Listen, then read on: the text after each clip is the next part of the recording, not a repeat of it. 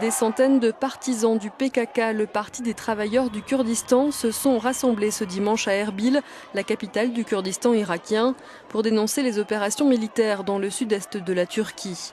Ils ont lancé un appel aux Nations Unies pour arrêter ce qu'ils dénoncent comme un génocide du PKK. Le PKK est considéré comme une organisation terroriste par Ankara, Washington ou encore l'Union européenne.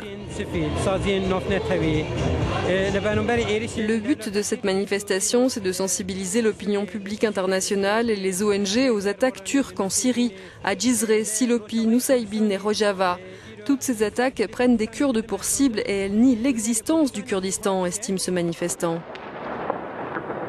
Plus de 730 membres du PKK ont été abattus par les forces turques depuis le mois de décembre dans le sud-est de la Turquie.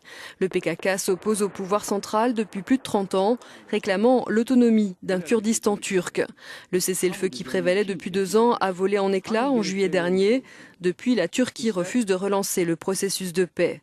En fin de semaine, le Premier ministre turc a promis d'investir 8 milliards d'euros pour relancer l'économie dans les zones dévastées par le conflit et rétablir l'ordre public en combattant le PKK que le chef du gouvernement turc a comparé au groupe État islamique.